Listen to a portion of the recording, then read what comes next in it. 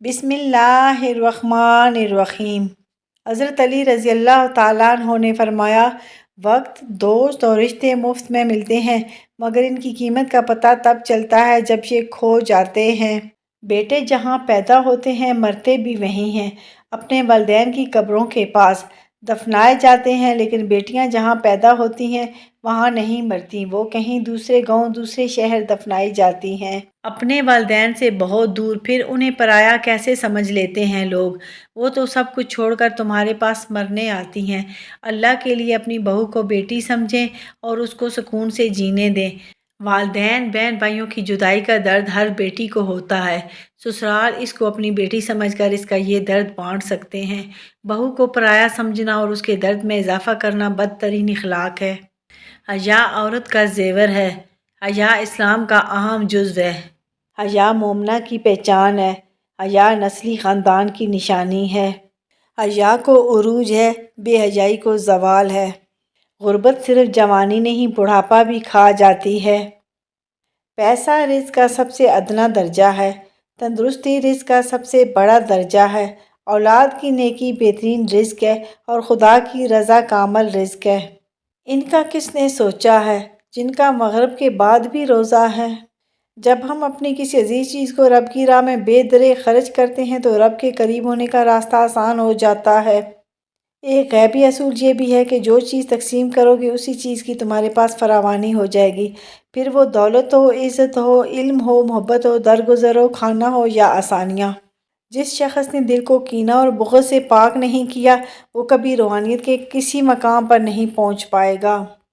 نہ سنا مجھ کو اخوت کے سنہری اقوال، آ تجھے سین میں دیوار دکھاؤں اپنے۔ بس اتنی کوشش کریں کہ کوئی آپ کی وجہ سے رب کے سامنے نہ روئے۔ اللہ کے محبوب ترین کلمات میں سے ایک یہ ہے کہ بندہ سجدے میں سر رکھ کر کہے، ظلمت نفسی فاغفر لی، میں گنہگار ہوں بس تو مجھے بخش دے۔ اپنا پرایا، زندگی میں اپنا پن تو ہر کوئی دکھاتا ہے، مگر اپنا ہے کون یہ وقت بتاتا ہے۔ عادتیں انسان کو بناتی اور بگاڑتی ہیں، اور عادتوں میں سب سے بہترین عادت خوش اخلاقی ہے۔ کچھ لوگوں میں رب سو ہونے کے وصف ہوتے ہیں، وہ آپ کے عیب جان کر بھی آپ کا ساتھ نہیں چھوڑتے، بات نہیں چھوڑتے، اور کچھ انسانوں میں فرعونی عادتیں ہوتی ہیں، ان کو صرف اپنی عزت، اپنا نام، اپنی ہاں میں ہاں ملانے والے پسند ہوتے ہیں۔ اگر آپ ٹھیک بھی ہیں لیکن ان کے مطابق نہیں تو یقیناً آپ عیب دار ہیں۔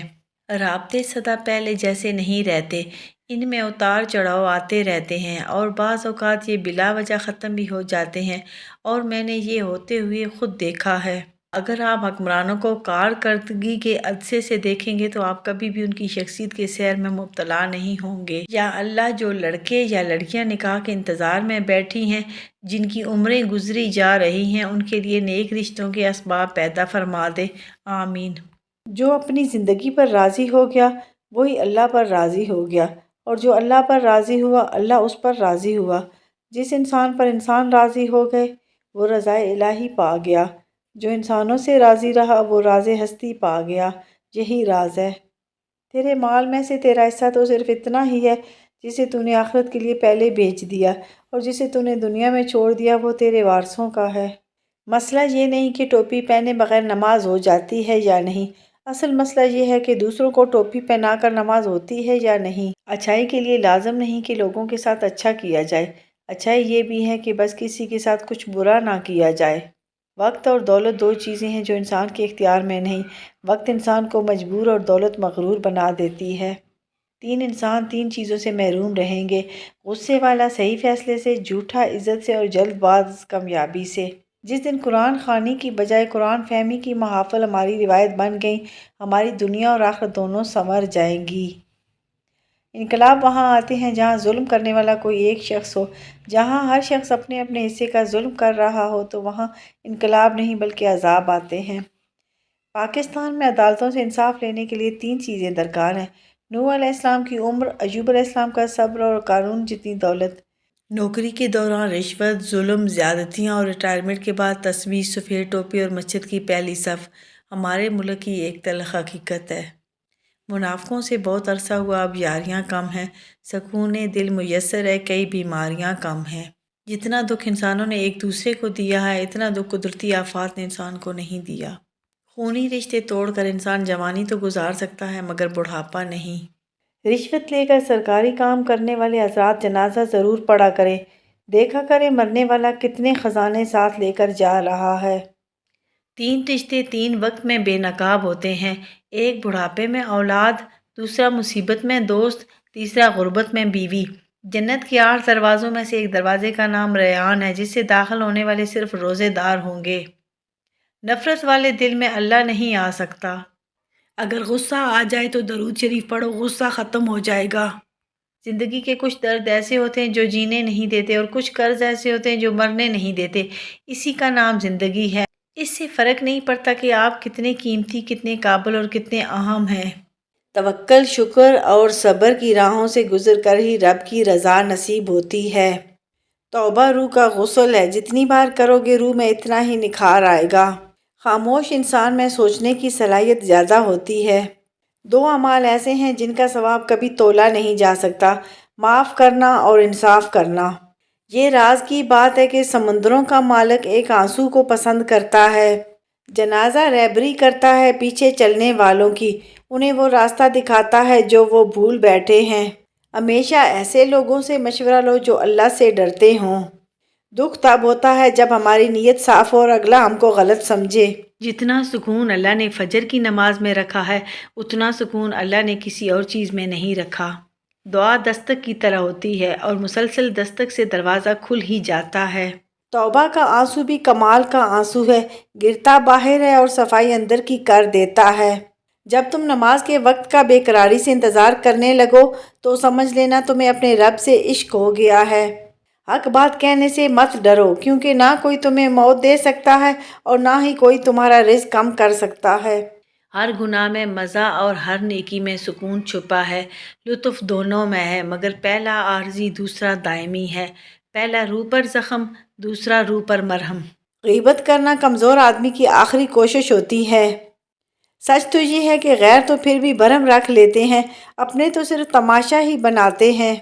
سب سے بڑا فتنہ مال ہے جس کے پیچھے لوگ ہر رشتے کی اہمیت کو نظر انداز کر دیتے ہیں۔ ہم سے حسد کرنے والے بھی کمال کرتے ہیں، محفلیں اپنی سجاتے ہیں، تذکرہ ہمارا کرتے ہیں۔ اے رب کائنات، ہم محتاج ہیں تو غنی ہے، ہم کمزور ہیں تو طاقتور ہے، ہم بھٹکے ہوئے ہیں تو راستہ دکھانے والا ہے، ہم خالی دامن ہیں تو دامن بھرنے والا ہے۔ ہمیں وہ سب عطا فرما جو ہماری ضرورت ہے اور جو ہمارے حق میں بہتر اور باعث برکت ہو۔ آمین ثم آمین۔ سحری میں کھجور بھی کھائیں۔ رسول اللہ صلی اللہ علیہ وآلہ وسلم نے فرمایا، مومن کی بہترین سحری کھجور ہے۔ ان پڑھ عورت رزق لے کر آتی ہے اور تعلیم یافتہ عورت رزق دیکھ کر آتی ہے۔ یہ ہر آدمی کے اندر فطری سی بات ہوتی ہے، یعنی کہ وہ لوگوں میں پہچانا جائے۔ ہر آدمی یہ چاہے گا بچہ پیدا ہوتے ہی ایک چیخ مارے گا یہ بتانے کے لیے کہ میں آ گیا ہوں، اور اس طرح اس نے اپنی پہچان کرا دی۔ آدمی دنیا کے پیچھے، مگر دنیا کس کے پیچھے؟ سیدنا انس بن مالک رضی اللہ تعالیٰ عنہ کہتے ہیں، رسول اللہ صلی اللہ علیہ وآلہ وسلم نے فرمایا، جس شخص کا مقصد زندگی آخرت ہو، اللہ تعالیٰ اس کے دل میں استغنا اور بے نیازی پیدا کر دیتا ہے اور اسے دل جمی اور یکسوئی عطا کرتا ہے۔ ایسے شخص کے پاس دنیا ذلیل ہو کر آتی ہے، اور جس شخص کا مقصد دنیا طلبی ہو، اللہ تعالیٰ اس کی محتاجی اس کی دونوں آنکھوں کے سامنے رکھ دیتا ہے اور اس کی جمع خاطر کو پریشان کر دیتا ہے، اور دنیا اس کے پاس اتنی ہی آتی ہے جو اس کے مقدر میں ہے۔ یا اللہ میرے والدین کو صحت، زندگی اور تندرستی عطا فرما اور بڑھاپے میں ان کے لیے آسانیاں فرما دے۔ آمین ثم آمین۔ اے عرش والے رحم کر، فرش والے بڑی مشکلات میں ہیں، یا اللہ مجھے سدا سہاگن رکھنا۔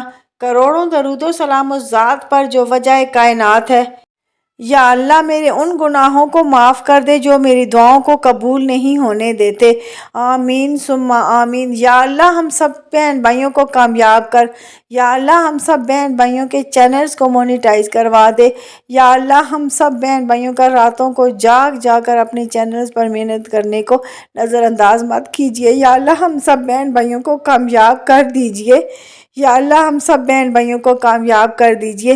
یا اللہ آپ جانتے ہیں میں لائیو نہیں آنا چاہتی تھی، میں لائیو اپنی ویڈیو نہیں چلانا چاہتی تھی، یا اللہ ہم سب بہن بھائیوں کی یوٹیوب سے حق حلال کمانے میں ہماری مدد فرما۔ یا اللہ ہم سب بہن بھائیوں کو کامیاب کر۔ یا اللہ ہم سب بہن بھائیوں کے چینل کو مونیٹائز کروا دے۔ یا اللہ ہم سب بہن بھائیوں کو کامیابیوں سے نواز دے۔ آمین ثم آمین۔ اے محمد کے رب ہم سب بہن بھائیوں کو کامیاب کر دے۔ اے محمد کے رب ہمیں کامیاب کر دے۔ اللہم صلی علی محمد وعلی آل محمد کما صلیت علی ابراہیم وعلی آل ابراہیم انک حمید مجید۔ اللہم بارک علی محمد وعلی آل محمد کما بارکت علی ابراہیم وعلی آل ابراہیم انک حمید مجید۔